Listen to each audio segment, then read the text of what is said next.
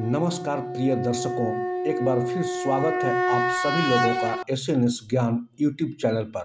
आज का जो प्रसंग है, उस प्रसंग से हमें शिक्षा मिलता है कि हमें जीवन में कभी भी अहंकार नहीं करना चाहिए।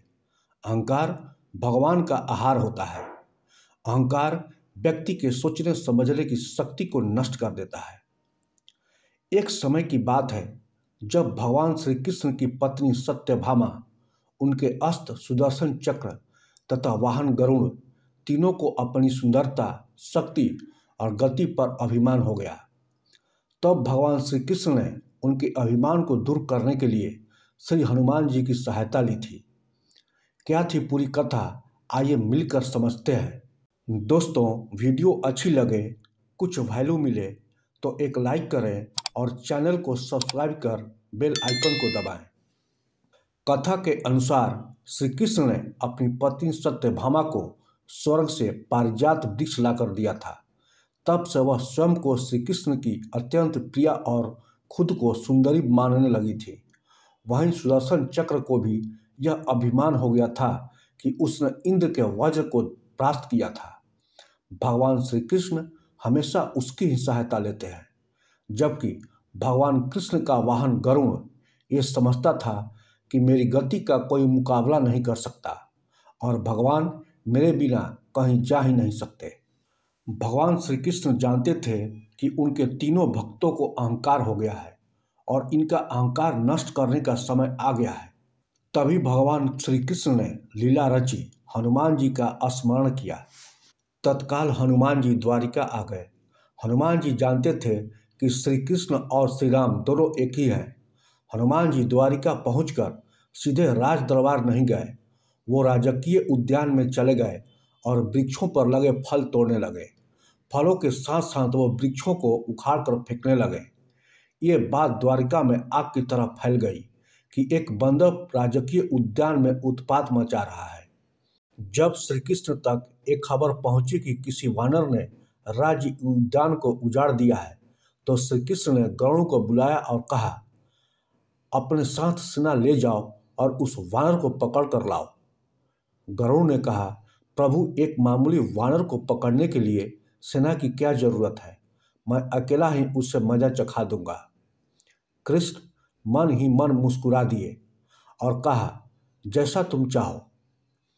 भगवान की आज्ञा लेकर गरुड़ उद्यान में गए और हनुमान जी को ललकारा और कहा, बाग क्यों उजाड़ रहे हो, चलो तुम्हें श्री कृष्ण बुला रहे हैं। तब हनुमान जी ने कहा, मैं किसी कृष्ण को नहीं जानता, मैं तो श्री राम का सेवक हूँ। जाओ और जाकर कह दो मैं नहीं आऊँगा। इस पर गरुड़ को क्रोध आ गया और वे हनुमान जी से युद्ध करने लगे। तब हनुमान जी ने अपनी पूंछ बढ़ाई और गरुड़ को दबोच लिया। फिर पूंछ को एक झटका दिया और गरुड़ को दूर समुद्र में फेंक दिया। बड़ी मुश्किल से गरुड़ अपनी जान बचाते हुए दरबार में पहुंचा।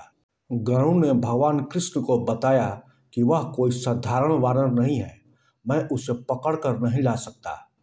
गरुड़ की बातें सुनकर भगवान श्री कृष्ण मुस्कुरा दिए और सोचा, गरुड़ के बलशाली होने का घमंड तो दूर हो गया, लेकिन अभी इसके वेग के घमंड को चूर करना शेष है। श्री कृष्ण ने कहा, गरुड़, हनुमान श्री राम जी का भक्त है, इसलिए नहीं आया। यदि तुम कहते कि श्री राम ने बुलाया है तो फौरन भागे चले आते। हनुमान अब मलय पर्वत पर चले गए हैं, तुम तेजी से जाओ और उनसे कहना श्री राम ने उन्हें बुलाया है। तुम तेज उड़ सकते हो, तुम्हारी गति बहुत है, उन्हें सांस लेते आना। गरुड़ वेग से उड़कर मलय पर्वत पर पहुंचे। हनुमान जी से क्षमा मांगा और कहा, श्री राम ने आपको बुलाया है, अभी आओ मेरे साथ, मैं तुम्हें अपनी पीठ पर बिठाकर मिनटों में द्वारिका ले जाऊंगा। तुम खुद चलोगे तो देर हो जाएगी, मेरी गति बहुत तेज है, तुम मुकाबला नहीं कर सकते। हनुमान जी मुस्कुराए, भगवान की लीला समझ गए और कहा, तुम जाओ, मैं तुम्हारे पीछे ही आ रहा हूँ। तभी श्री कृष्ण ने अपनी पत्नी सत्यभामा से कहा कि वह सीता की तरह तैयार हो जाए। इसके बाद कृष्ण ने राम का रूप धारण कर लिया। सत्यभामा और कृष्ण सीता और राम बनकर दरबार में बैठ गए। उन्होंने सुदर्शन चक्र से कहा कि तुम द्वारपाल बनकर खड़े हो जाओ और अंदर किसी को मत आने देना बिना मेरी आज्ञा के। हनुमान जी तीव्र गति से उड़कर गरुड़ से पहले ही द्वारिका पहुंच गए। दरबार के द्वार पर सुदर्शन चक्र ने उन्हें रोक लिया और कहा, बिना आज्ञा के अंदर नहीं जा सकते। तब हनुमान जी ने सुदर्शन चक्र को पकड़ा और मुंह में दबा लिया।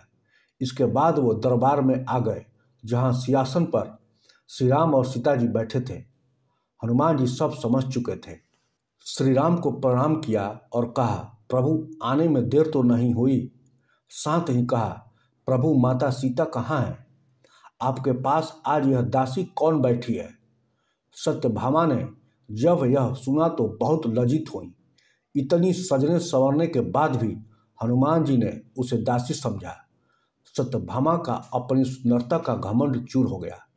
तभी गरुड़ तेज गति से उड़ने के कारण हाँफते हाँफते दरबार में पहुंचा। गरुड़ की सांस फूल रही थी।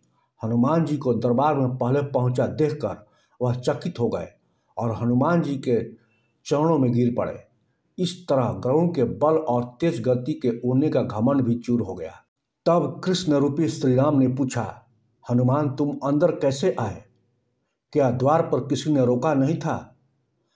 हनुमान जी ने कहा, प्रभु सुदर्शन चक्र ने मुझे रोका था, मगर मैंने सोचा आपके दर्शन में विलंब होगा, इसलिए उनसे उलझा नहीं और उन्हें मैंने अपने मुंह में दबा लिया। और यह कहकर हनुमान जी ने मुंह से सुदर्शन चक्र को निकालकर प्रभु के चरणों में डाल दिया। श्री कृष्ण ने हनुमान जी को गले लगा लिया। इस प्रकार सुदर्शन चक्र का भी सारा घमंड समाप्त हो गया। अब तीनों के घमंड चूर हो गए थे और भगवान भी यही चाहते थे। सत्यभामा, गरुड़ और सुदर्शन चक्र ने कहा, प्रभु आपकी लीला अद्भुत है। अपने भक्तों के अहंकार को अपने भक्त द्वारा ही दूर किया। आपकी जय हो प्रभु।